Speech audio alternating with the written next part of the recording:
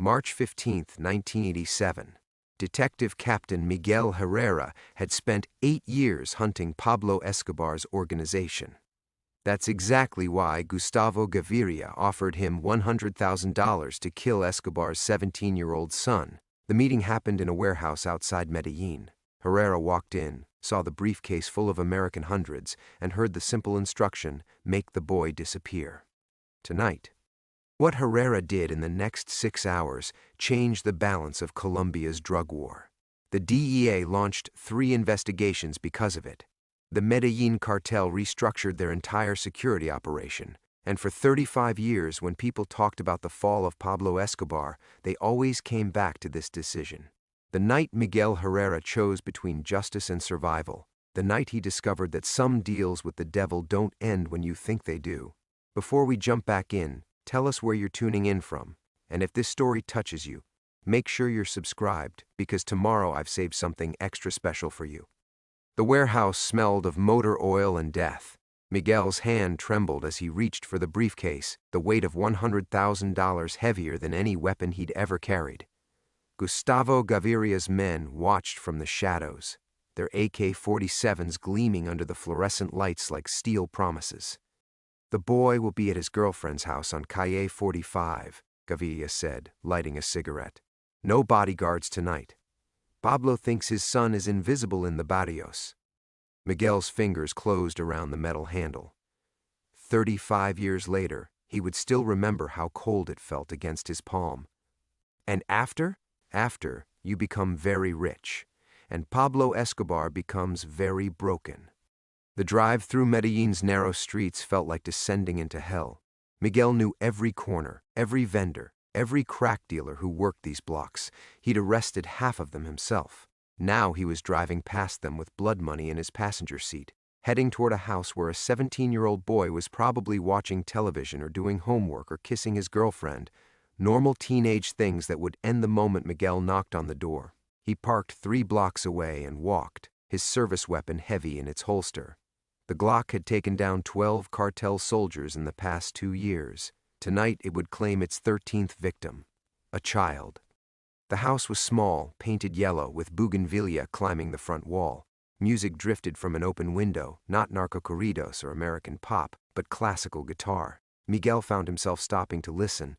Sebastian Escobar played beautifully. For 20 minutes, Miguel stood in the shadows across the street, watching the silhouette move past the window. The boy was tall like his father, but moved with an easy grace that Pablo had never possessed. When Sebastian laughed at something, his girlfriend probably, the sound carried clearly in the night air. It was the laugh of someone who believed the world was fundamentally good. Miguel checked his watch. 11:47 p.m. In his pocket, the key to a safety deposit box containing the $100,000 felt like a tumor against his leg. At 11:52, he made his choice, but not the one Gustavo Gaviria expected. Miguel walked to the house and knocked. When Sebastian opened the door, curious, unafraid, because who would hurt Pablo Escobar's son, Miguel showed his badge. Sebastian Escobar, you're under arrest for conspiracy to distribute narcotics. The charges were fabricated. Miguel had written the arrest report in the car, creating a paper trail that would hold up under scrutiny. As he cuffed the bewildered teenager and led him to the patrol car, Miguel whispered in his ear, "Your father has 48 hours to get you out of the country, permanently, or next time I won't be the one who comes." Sebastian disappeared from Colombia that weekend. The official story was that Detective Captain Herrera had eliminated Pablo's son during a routine bust gone wrong. Gustavo Gaviria never asked for details. Dead or deported, the result was the same. Pablo's heir was gone. The $100,000 went into an American bank account. Miguel told himself he'd earned it. He'd saved a boy's life while giving Gaviria what he wanted. It was a perfect solution to an impossible problem. What Miguel didn't know was that Gustavo Gaviria and Pablo Escobar had been planning this moment for months. What he didn't know was that the entire setup had been orchestrated by Pablo himself, who needed a way to get his son safely out of Colombia while maintaining his reputation for ruthlessness. What he didn't know was that the briefcase had contained more than money. It had contained a tracking device, photographed serial numbers, and enough evidence to destroy Miguel's life whenever Pablo chose to use it. Most importantly, what Miguel didn't know was that Pablo Escobar had recorded every second of that warehouse meeting, and that the recording was now locked in a vault with instructions for its release 35 years in the future. The night Pablo Escobar began the longest revenge plot in cartel history. The night Miguel Herrera thought he'd outsmarted the devil, not realizing he'd walked straight into hell. By 1989, Pablo was dead, and Miguel had immigrated to Miami, using his blood money to start over. He married an American woman, had a daughter, built a small private security company that specialized in protecting wealthy Colombians who'd fled to Florida. He told himself the past was buried with Pablo in that Medellin cemetery. For 20 years, Miguel Herrera slept peacefully, believing his secret had died with the man who'd created it, until the package arrived. Now, 35 years after that warehouse meeting, Miguel stood in his Miami office staring at photographs of himself accepting Gustavo's money, along with a current address for one Sebastian Escobar, living under witness protection in San Diego. Someone had been waiting, watching, planning, and Miguel finally understood that Pablo Escobar's greatest revenge wasn't death. It was letting your enemies live long enough to destroy themselves. If you're feeling the tension building and want to know what's in that package and how Miguel plans to warn the son he once tried to save, hit that follow button. Tomorrow's chapter reveals the moment Miguel's carefully constructed American life begins to crumble. And trust me, you won't see the twist coming. The photographs scattered across Miguel's mahogany desk like evidence from a crime scene, which, he supposed, they were. His hands, weathered by decades of violence and guilt, trembled as he picked up each image. There he was in 1987, 35 years younger, reaching for Gustavo Gaviria's briefcase in that god-forsaken warehouse. The camera had captured everything: his desperate expression, the serial numbers on the bills, even the sweat stains on his police uniform. Miguel's throat constricted as he studied his younger face. He looked like a man drowning, which wasn't far from the truth. In 1987, his mother's cancer treatments had been bankrupting the family, and his police salary barely covered rent in Medellin's safer neighborhoods. The $100,000 had seemed like salvation disguised as damnation. Now, seated in his corner office overlooking Biscayne Bay, Miguel understood it had been damnation disguised as salvation. The Miami morning sun streamed through floor-to-ceiling windows, illuminating dust motes that danced like ghosts above the photographs. His private security firm occupied the entire 15th floor of a glass tower in Brickell, complete with mahogany furniture, Persian rugs, and a view that never failed to remind him how far he'd traveled from those blood-soaked streets of Medellin. The irony wasn't lost on him. He'd built his American dream on Colombian nightmares. Dad? Miguel's heart lurched. He swept the photographs into his desk drawer just as his daughter Sofia appeared in the doorway, holding 2 cups of Cuban coffee. At 28, she was everything he'd hoped America could give his family: educated, confident, untouched by the violence that had shaped his youth. Her Stanford MBA hung framed behind her desk, paid for with Escobar blood money, a fact that carved deeper into his conscience with each passing year. "You're here early," Sofia said, settling into the chair across from his desk. She wore a navy blazer and carried herself with the easy authority of someone born into privilege. Her American accent was flawless, unmarked by the Colombian inflections that still colored Miguel's English after 3 decades in Miami. "Couldn't sleep," Miguel said, accepting the coffee. The ceramic mug warmed his hands but couldn't touch the cold spreading through his chest. "The Delgado contract is keeping me up." Sofia frowned. Miguel's security firm specialized in protecting wealthy Colombian expatriates, former politicians, businessmen, and reformed cartel associates who'd fled to South Florida with briefcases full of questionable money and lifelong paranoia. It was work that drew heavily on Miguel's knowledge of Colombian criminal networks, though Sofia had never asked too many questions about the specifics of his expertise. "The pharmaceutical guy?" Sofia asked. "I thought that was straightforward. Basic executive protection for his Miami beach house." Miguel nodded, though his mind was elsewhere. Hidden in his desk drawer, Sebastian Escobar's current address seemed to pulse like a heartbeat, 3247 Ocean View Drive, San Diego, California, living under the name Samuel Mendez. Witness protection had given Pablo's son a new identity, but someone with patience and resources, had been tracking him for decades. "Dad, you look terrible," Sophia said, leaning forward. "When's the last time you took a real vacation? Carmen's been worried about you." Miguel's wife, Carmen, entered his thoughts like a warm breeze. She was making breakfast right now in their Coral Gables home, probably humming while she prepared his eggs exactly how he liked them. After 25 years of marriage, she still kissed him goodbye every morning and told him she loved him. She'd never asked about the money that had allowed them to buy their house, start the business, send Sophia to private school. Carmen had simply trusted that her husband's success came from hard work and smart decisions. If she ever discovered the truth, it would destroy her. And if Sophia learned that her privileged American life had been purchased with blood money, that her Stanford education, her BMW, even the coffee mug she was drinking from, had been paid for by a decision that haunted her father every day, it would shatter the image of the man she'd worshipped since childhood. "I'm fine, mija," Miguel said, using the Spanish endearment that always made Sophia smile. "Just thinking about the business. You know how it is." But Sophia's expression had grown serious. "Dad, I need to ask you something. Yesterday, a man called asking about our Colombian clients. He said he was a journalist researching Colombian immigration to Miami in the 1990s. Miguel's blood turned to ice water. "What did you tell him?" "Nothing, of course, but he knew specific details about our client list. Names we don't advertise publicly." Sophia paused. "He mentioned the Vasquez family specifically, and the Morenos." "Dad, how would a journalist know about clients we protected 15 years ago?" The answer was simple, because someone had been watching Miguel Herrera for 35 years, cataloging his every move, waiting for the perfect moment to destroy everything he'd built. Pablo Escobar's revenge was finally beginning. The coffee cup slipped from Miguel's fingers, shattering against the marble floor in an explosion of porcelain and dark liquid. Sophia jumped back, her eyes wide with alarm, but Miguel barely registered the crash. His mind was racing through the implications, connecting dots he'd prayed would never form a picture. "Dad?"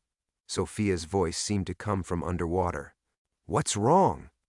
Miguel forced himself to breathe, to think like the detective he'd once been, instead of the guilty man he'd become. "This journalist, did he give you a name?" "Garcia. Roberto Garcia." Sophia knelt to collect the larger pieces of the broken cup, her movements careful and deliberate. "He had a slight accent. Colombian, I think. Said he was freelancing for Miami Herald." Miguel's hands clenched into fists beneath his desk. There was no Roberto Garcia at the Herald. He'd maintained contacts there for years, feeding them occasional stories about Colombian criminal activity, in exchange for early warnings about investigations. This was someone else. Someone who knew exactly which buttons to push. "Sophia, I need you to listen carefully." Miguel stood and moved to the window, his eyes scanning the street 15 floors below. Every parked car, every pedestrian suddenly seemed like a potential threat.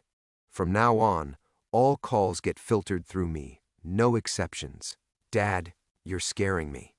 Before Miguel could respond, his cell phone buzzed. Unknown number, Miami area code. His thumb hovered over the decline button, but something made him answer. "Miguel Herrera." Silence. Then breathing. Finally, a voice that made his blood freeze. Young, careful, speaking English with the faintest trace of a Colombian accent that 30 years hadn't quite erased. "Captain Herrera. This is Sebastian Escobar. I think you knew my father." The world tilted. Miguel gripped the window frame to steady himself, his reflection staring back from the glass like an accusation. Behind him, Sophia had gone completely still, fragments of porcelain forgotten in her hands. How did you get this number?" "Someone sent me photographs," Sebastian continued. His voice carried none of the hatred Miguel had expected. Instead, it held something worse: confusion, pain, the sound of a man whose carefully constructed life had just been shattered. "Pictures of you taking money from Gustavo Gaviria. Pictures of you arresting me that night in 1987, and a note explaining that you were paid to kill me. Miguel's legs gave out. He sank into his chair, the phone pressed to his ear like a lifeline to a drowning man. Sophia was staring at him now, her face pale, the broken cup forgotten on the floor. Sebastian, listen to me. For 35 years I've lived believing you saved my life, Sebastian interrupted. The FBI told me a corrupt police captain had taken a contract on me, then developed a conscience and helped me disappear instead. They said you were a hero, that you'd refused blood money to do the right thing. Miguel closed his eyes, remembering that terrified 17-year-old boy who'd played classical guitar and laughed like someone who trusted the world. You don't understand. I understand that my entire life has been a lie. Sebastian's voice cracked. I have a wife now, 2 daughters. They think their father is Samuel Mendez, a software consultant from Mexico City. They have no idea they're sleeping next to Pablo Escobar's son every night. And now someone wants to destroy that, just like you destroyed my father. I never destroyed your father, Miguel said quietly. Your father destroyed himself. My father is dead, Captain, but his enemies are still playing games with his children. Sophia stood slowly, her face a mask of growing comprehension and horror. Miguel watched his daughter, his brilliant, innocent daughter, begin to understand that the man she'd idolized her entire life was not who she thought he was. Dad? She whispered. What is he talking about? Sebastian must have heard her voice through the phone. You have a daughter, Captain? Does she know how you paid for her American education? Miguel's chest tightened. Leave my family out of this. The way you left mine out of it? For the first time, anger crept into Sebastian's voice. Someone is hunting me, Captain. Someone who knows about 1987, about the money, about everything. And they made sure I'd know you were involved before they made their move. The line went dead. Miguel stared at the silent phone, understanding with crystal clarity that his old life had just collided with his new one in the most devastating way possible. Whoever had orchestrated this, whoever had waited 35 years to spring this trap, had planned it perfectly. They hadn't just sent photographs to destroy Miguel's reputation. They'd reached out to Sebastian first, ensuring that the son of Pablo Escobar would know exactly who to blame when his world fell apart. Dad, Sophia said again, her voice barely audible. Who was that man? And why did he say you took money to kill someone? Miguel looked at his daughter, his beautiful, sheltered American daughter, and realized that Pablo Escobar's revenge was more sophisticated than he'd ever imagined. The dead king of cocaine wasn't just destroying Miguel's life, he was forcing Miguel to destroy it himself. Miguel's throat felt like concrete as he stared at his daughter's face. Watching trust die in real time was like witnessing a murder. Sophia stood frozen among the scattered porcelain, her expression shifting from confusion to horror as the implications of the phone call crystallized. It's not what you think, Miguel said, the words tasting like ash. But even as he spoke, he knew how pathetic they sounded. How could he explain 35 years of lies in a single conversation? How could he tell her that every privilege she'd enjoyed, Stanford, the car, even this office, had been purchased with blood money? Sophia backed toward the door, her hand finding the frame for support. You took money to kill someone? I saved him, Miguel said desperately. I arrested him instead. I got him out of Colombia alive, but you took the money. Sophia's voice was barely a whisper. You took money to murder a 17-year-old boy. The truth hung between them like a blade. Miguel had spent decades crafting elaborate justifications. His mother's cancer, his family's poverty, the impossible position he'd been placed in. But looking at his daughter now, all those rationalizations crumbled into dust. His phone buzzed again, different number this time. Miguel almost didn't answer. But something in Sophia's expression, a mixture of revulsion and desperate hope that this was all some terrible mistake, made him pick up. Miguel? The voice was older, gravelly, speaking Spanish with a Medellin accent that transported him instantly back to those blood-soaked streets.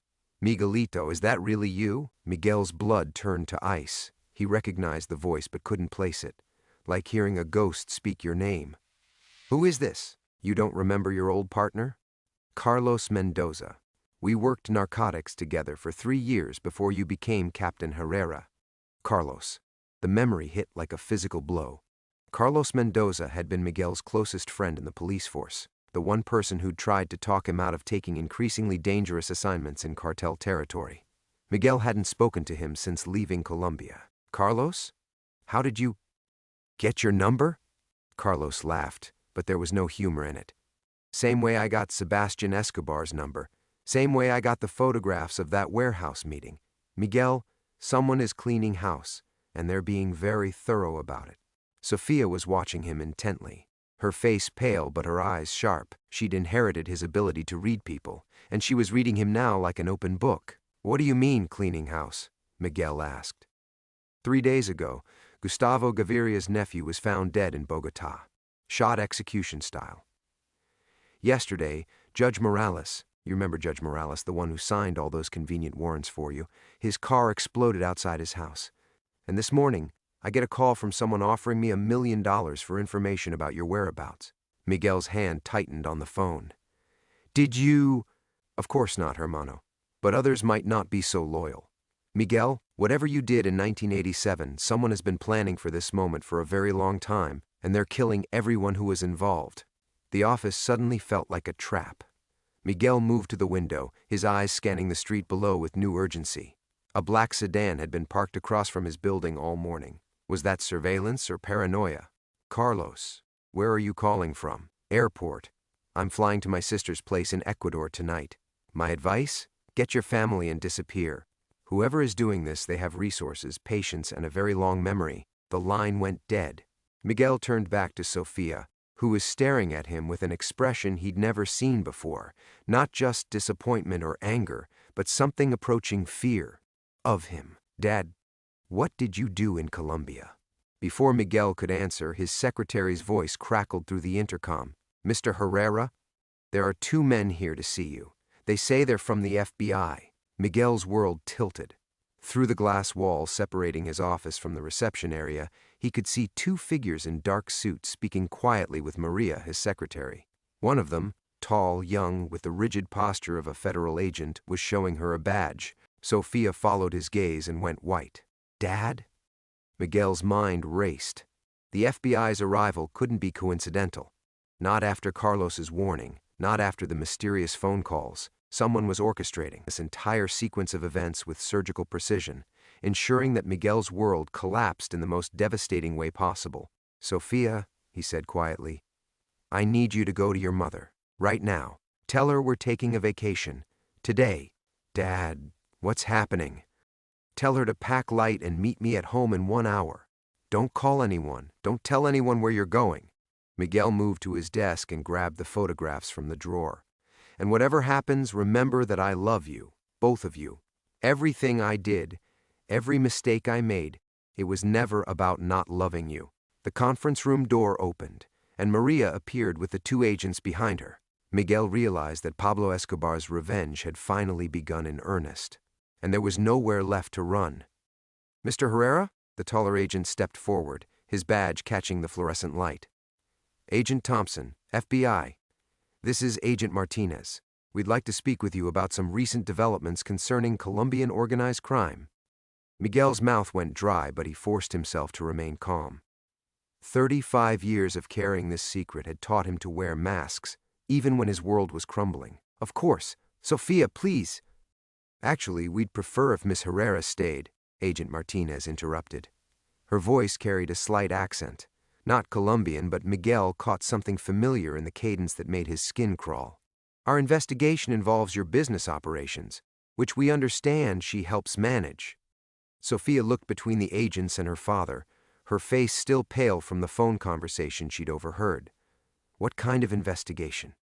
3 prominent figures connected to Colombian cartel operations in the 1980s have been murdered in the past week, Agent Thompson said, settling into a chair across from Miguel's desk.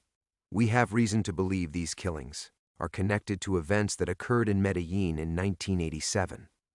The photograph in Miguel's desk drawer seemed to burn through the wood. He could feel sweat gathering at his collar despite the air conditioning. "I haven't been involved with Colombian law enforcement for over 20 years. But you were intimately involved in 1987, Agent Martinez said, opening a manila folder.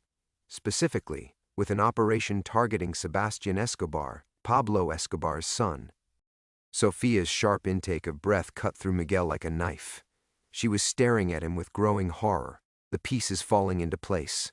Her father, the man who'd raised her on stories of fighting the good fight, of standing up to corruption, had been involved with Pablo Escobar's family. That was a sanctioned operation, Miguel said carefully. Everything I did was cleared through proper channels. Agent Thompson leaned forward. Mr. Herrera, we have evidence suggesting that operation may not have been as straightforward as official records indicate. We've received information that certain payments were made, certain arrangements reached, that weren't documented in your reports. Miguel's chest tightened. Someone hadn't just kept those photographs for 35 years. They'd fed information to the FBI, carefully crafted to implicate him without revealing the full truth. This wasn't random exposure. This was surgical character assassination. I don't understand what you're implying, Miguel said. Dad. Sofia's voice was barely a whisper. The man on the phone. Sebastian Escobar. He said you took money. Agent Martinez's eyes sharpened with interest. You've been in recent contact with Sebastian Escobar? Miguel realized with growing horror that every word, every revelation was digging him deeper. Someone had orchestrated this perfectly. The FBI would now know about the phone call, about Sofia's involvement, about everything. He called this office 20 minutes ago, Sofia said, her voice gaining strength as her training kicked in. Miguel watched his daughter transform into the MBA she'd become, analytical, factual, devastating in her precision. He said someone sent him photographs of my father taking money from someone named Gustavo Gaviria. He said the money was to kill him. Agent Thompson and Martinez exchanged glances. Ms. Herrera, did your father confirm these allegations during the call? No, Sofia said quickly, then paused. Miguel could see her replaying the conversation in her mind, analyzing every word, but he didn't deny them either. Miguel felt his world imploding. His own daughter, his beloved Sofia, was providing evidence to federal agents that could destroy him. And the worst part was, she was doing it because she'd been raised to tell the truth, to cooperate with law enforcement, to be the kind of honest citizen her father had pretended to be. Mr. Herrera, Agent Martinez said, we'd like you to come with us for formal questioning. We have a federal warrant. Miguel's phone buzzed again. He glanced at the screen, and his blood froze. A text message from an unknown number. Watch the news tonight. Your story is about to become public, but this is just the beginning. Pablo Escobar sends his regards from hell. Sofia was reading over his shoulder. She saw the message, saw the name that had haunted Colombian nightmares for decades. Her face went ashen. Oh my God, she breathed. Dad, what did you do? What did you really do? Miguel looked at his daughter, the daughter who'd thought him a hero, who'd built her life on the foundation of his lies, and realized that whoever was orchestrating this revenge had planned something far more sophisticated than simple murder. They were destroying him by forcing him to destroy himself, to watch his family discover piece by piece that the man they loved was a fiction. The federal agents were standing now, Agent Thompson's hand resting casually near his service weapon. Outside, Miami continued its oblivious dance, but Miguel's world had already ended. Pablo Escobar's ghost had returned to collect a debt 35 years in the making, and Miguel finally understood that death would have been a mercy compared to what was coming. The fluorescent lights hummed overhead as Miguel stared at his phone, the text message burning into his retinas. Pablo Escobar sends his regards from hell. The word seemed to pulse with malevolent life, and suddenly Miguel understood with crystalline clarity that he'd been wrong about everything. Not just for the past few days, but for 35 years. Agent Martinez, he said slowly, his voice barely audible. What's your first name? The female agent's expression shifted almost imperceptibly. Excuse me? Your first name. And where were you born? Agent Thompson frowned. Mr. Herrera, that's not relevant to Esperanza, Agent Martinez said quietly, her accent becoming more pronounced. Esperanza Gaviria Martinez, born in Bogotá, 1965. The air left Miguel's lungs in a rush. Gaviria. The same surname as the man who'd handed him that blood money in a warehouse 35 years ago. Miguel's mind raced backward through the conversation, through the careful questions, the precise timing of their arrival. They weren't here to arrest him. They were here to watch him destroy himself. "You're his daughter," Miguel whispered. Sophia looked confused, but Agent Thompson's hand moved closer to his weapon. Esperanza Gaviria Martinez smiled for the first time since entering the office, and Miguel saw Pablo Escobar's arrogance reflected in her eyes. "My father died believing he was Pablo Escobar's enemy," she said, her professional FBI facade cracking to reveal something ancient and patient underneath. "He never knew that every move he made, including hiring you to kill Sebastian, was orchestrated by Pablo himself. My father was a puppet, Captain Herrera, and so were you." The revelation hit Miguel like a physical blow. The warehouse meeting, Gustavo Gaviria's nervous energy, the almost too convenient opportunity to arrest Sebastian instead of killing him. It had all been theater. Pablo Escobar's theater. "That's impossible," Miguel breathed. "Is it?" Esperanza's voice carried decades of suppressed rage. "Think about it, Captain. Pablo needed someone to get his son out of Colombia safely, but it couldn't appear to be his doing. So he created an elaborate fiction, a rival cartel boss hiring a corrupt cop to kill his son, only for that same cop to develop a conscience and save the boy instead. The Americans loved the story.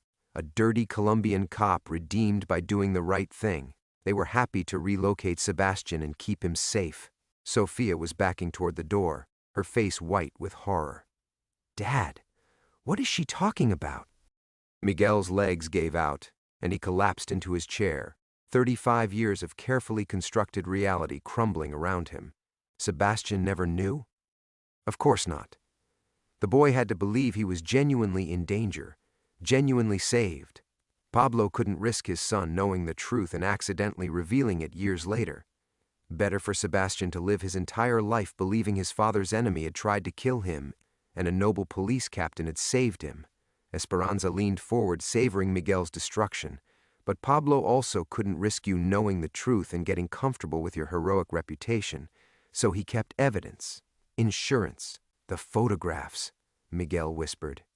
"My inheritance," Esperanza said, along with a very specific set of instructions to be carried out exactly 25 years after my father's death. Pablo Escobar was many things, Captain, but he was not short-sighted. He understood that revenge is a dish best served when the victim has built a life worth destroying. Miguel thought of Sofia's education, his business, his carefully constructed reputation as a man who'd found redemption in America. All of it built on a lie he'd never even known he was living. "The FBI doesn't know," he said. "Agent Thompson is exactly who he appears to be," Esperanza confirmed. "A dedicated federal investigator following legitimate leads that I've been feeding him for months. He has no idea that his partner is the daughter of a dead cartel boss, or that this entire investigation is Pablo Escobar's final masterpiece of manipulation." Sophia found her voice, small and broken. "So you really did take money to kill someone?" Miguel looked at his daughter and saw his own innocence reflected back at him. Just as he'd been a puppet believing himself to be making real choices, Sophia had been living in a fiction, believing her father was the man he pretended to be. "Yes," he said simply. "I took the money." Esperanza stood, straightening her suit jacket with satisfaction. "The news breaks tonight, Captain.